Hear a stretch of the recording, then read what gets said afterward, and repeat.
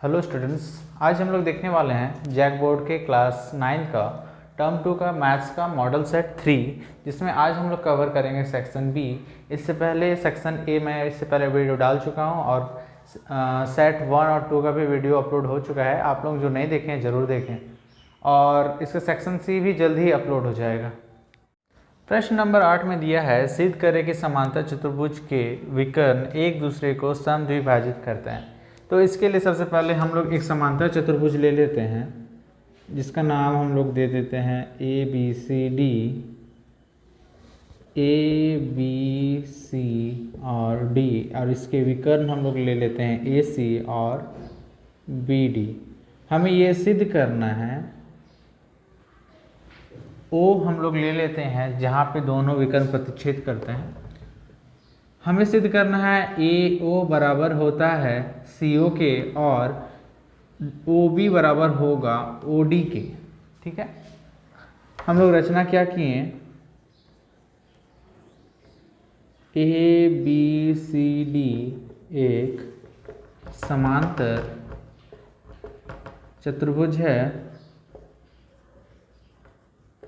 जिसके विकर्ण हैं ए सी और बी डी। ठीक है, अब हमें सिद्ध करना है कि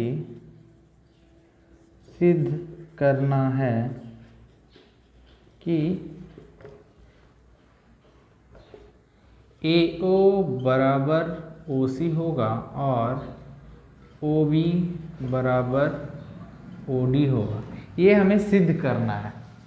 ठीक, सिद्ध करने के लिए हम लोग दो त्रिभुज लेते हैं, त्रिभुज डी ओ ए और त्रिभुज बी ओ सी। तो हम लोग देख सकते हैं ए डी बराबर बी सी। क्यों?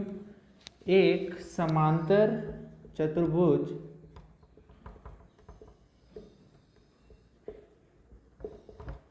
के सम्मुख भुजाएं बराबर होते हैं। ठीक है, अब हम लोग देख सकते हैं कोण डी ए ओ बराबर कोण ओ सी बी। ये कोण इसके बराबर है और ये कोण इसके बराबर है, यानी कि कोण ए डी ओ बराबर है कोण ओ बी सी के। ये दोनों किस नियम से हुए हैं? ये क्या है? अंतःकोण। क्योंकि दो समांतर रेखा है और दो समांतर रेखों के जो बीच में एक तिर्यक रेखा है, उसके बीच में जो ये है अंतःकोण। अंतःकोण क्या होते हैं? बराबर होते हैं। तो हम लोग ये तीन चीज़ से हम कह सकते हैं त्रिभुज डी ओ ए बराबर है त्रिभुज बी ओ सी के। किस नियम से? ये हो जाएगा एंगल साइड एंगल के नियम से। तो हम ये कह सकते हैं ओ डी बराबर है बी ओ का। ठीक है, और ओ ए बराबर है ओ सी का। यही चीज़ हम लोग को सिद्ध करना था, जो कि आज हमारे यहाँ पे आ गया। यही है उत्तर।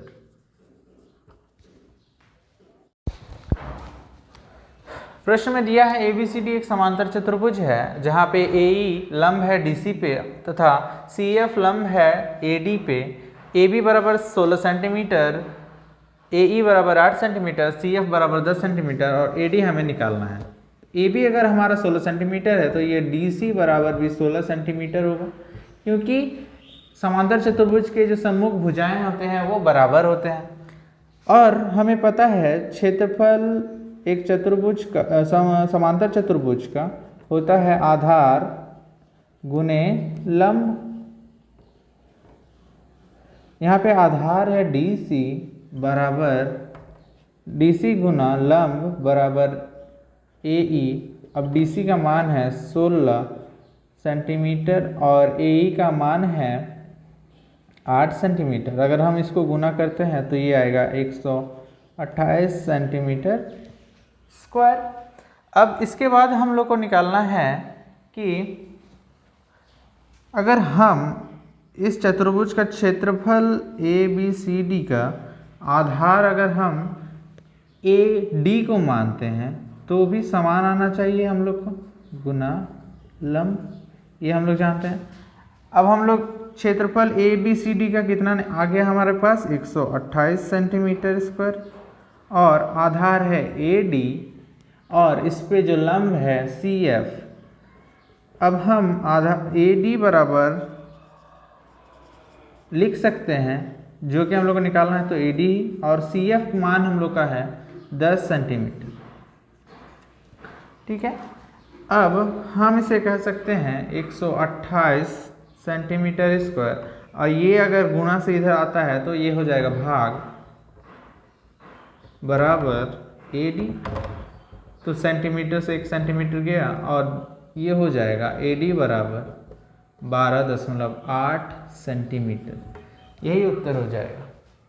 प्रश्न नंबर 10 में दिया गया है, पूछा गया है कि सिद्ध कीजिए कि एक वृत्त के जीवाओं केंद्र पर आंतरिक कोण बराबर हो तो जीवाओं की लंबाई बराबर होगी। तो मान लेते हैं एक वृत्त है जिसकी केंद्र है O और इसके द्वारा दो जीवाएं हैं AB और BCD। अब इसके द्वारा जो केंद्र पे कोण आंतरिक हो रही है और इस जीवा के द्वारा जो कोण आंतरिक हो रही है केंद्र पे, ये दोनों बराबर होंगे, और हमें ज्ञात करना है कि ये जो जीवाएं हैं ये बराबर हम लोग को सिद्ध करना है। तो हम लोग सबसे पहले कर लेते हैं रचना पे हम लोग करते हैं कि एक वृत्त है जिसकी केंद्र है O, ठीक है। अब क्या दिया हुआ है हम लोग को, केंद्र O, AB और CD जीवाएं हैं।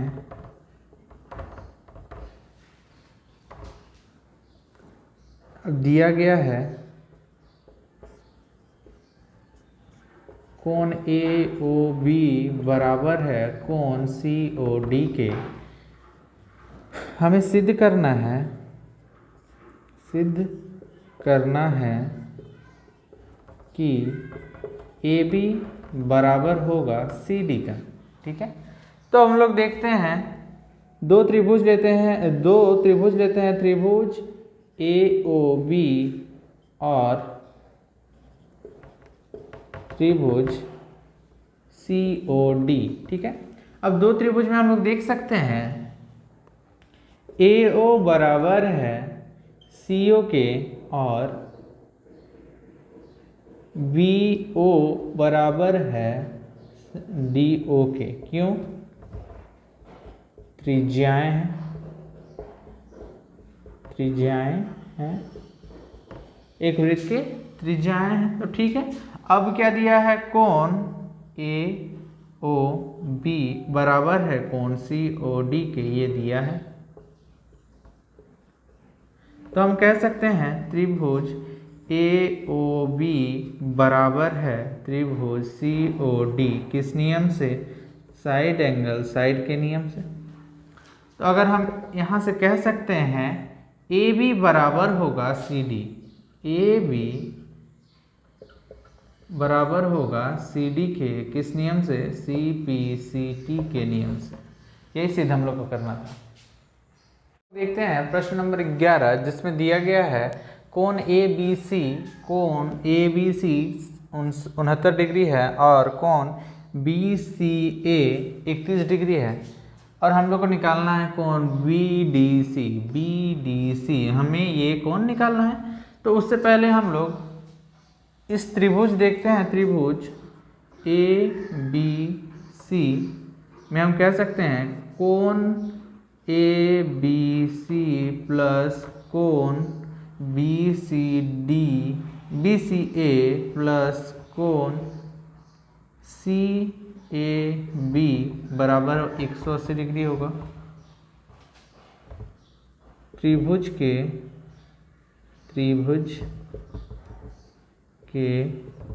सभी कोणों का योग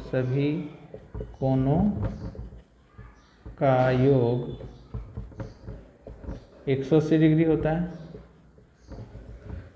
तो हम ए बी सी लिख सकते हैं 69 डिग्री, प्लस कोण ए बी ए सी हम लिख सकते हैं 31 डिग्री, प्लस कोण सी ए बी बराबर 180 डिग्री। अब ये हो जाएगा 100 डिग्री प्लस कोण सी ए बी बराबर 180 डिग्री। तो हम कह सकते हैं कोण सी ए बी बराबर 180 डिग्री माइनस 100 डिग्री बराबर 80 डिग्री। अब हमें ये कोण निकल गया हमारे पास 80 डिग्री। अब ये कोण निकालना है। तो हम जानते हैं कि कोण सी ए बी बराबर होगा कोण बी डी सी के, मतलब 80 डिग्री। क्यों? क्योंकि एक ही वृत्तखंड में बने कोण बराबर होते हैं। तो इस प्रकार से हम कह सकते हैं कोण सी ए बी बराबर होगा कोण बी डी सी के। ठीक है। प्रश्न नंबर 12 में हमारे पास दिया गया है आंकड़ा, इसका हमें निकालना है माध्यक। ठीक है। अब हम लोग जानते हैं माध्यक बराबर, सबसे पहले हम लोग देखते हैं कि ये जितने भी संख्या हैं कितने हैं। तो n का मान है यहाँ 16 नंबर दिया गया है, 16 संख्या दिया गया है। अब हम लोग को माध्यक निकालने के लिए हम जानते हैं जब n का मान सम संख्या हो तो हम लिखते हैं n बटे दोवें पद का मान प्लस n बटे 2 प्लसवें पद का मान बटे 2। तो हम लोग n बटे 2 लिख सकते हैं। n का मान है यहाँ पे हम n बटे 2 बराबर 16 बटे 2 यानी कि 8, और n बटे 2 प्लस 1 बराबर हो जाएगा 8 प्लस 1 बराबर 9वें पद। तो हम यह कह सकते हैं कि 8वें पद का मान प्लस 9वें पद का मान बटे 2। तो 8वें पद में कौन है? देखिए 1 2 3 4 5 6 7 8, 8वें पद में ये और 9वें पद में ये। तो ये दोनों को जोड़ने के बाद 10 प्लस 14 बटे 2 करेंगे तो आएगा 24 बटे 2, इसका मान आएगा 12। तो हमारा माध्यक जो हो जाएगा, माध्यक होगा 12। और ये जो चीज़ है इसको हम लोग ब्रैकेट में राइट साइड में लिखेंगे। ठीक। प्रश्न नंबर 13 में हम लोग देख सकते हैं कि 11 बोरे दिए गए हैं जिनको 5 kg अंकित किया गया है। वास्तव में ये है 4.97 5.05 इस प्रकार से दिया गया है।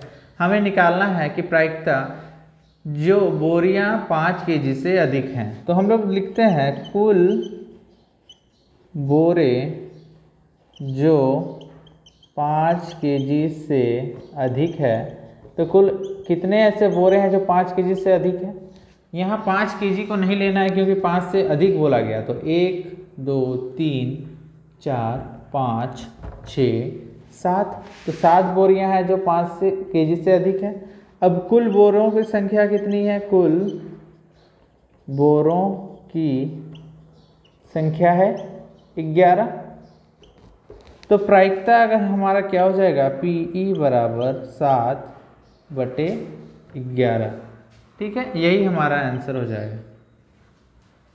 प्रश्न नंबर 14 में दिया गया है कि 200 सिक्कों को उछाला जाता है तो परिणाम कुछ इस प्रकार हैं। 3 चीत आते हैं 23 बार, 2 चीत आता है 72 बार, 1 चीत आता है 77 बार और 0 चीत आता है 28 बार। तो हमें प्रायिकता निकालना है कि 3 चीत और प्रायिकता 0 चीत का निकालना है। तो सबसे पहले हम लोग लिखते हैं 3 चीत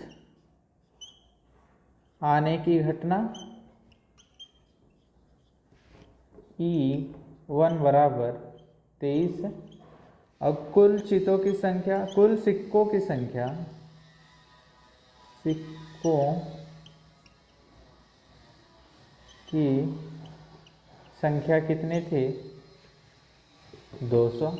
तो इसका प्रायिकता PE1 बराबर हो जाएगा 23/200। ठीक है, यही हो जाएगा इसका उत्तर। और 0 चीत आने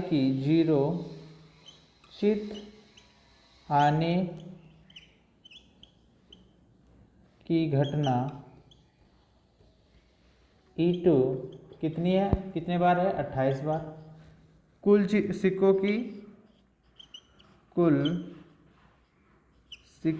की संख्या है 200।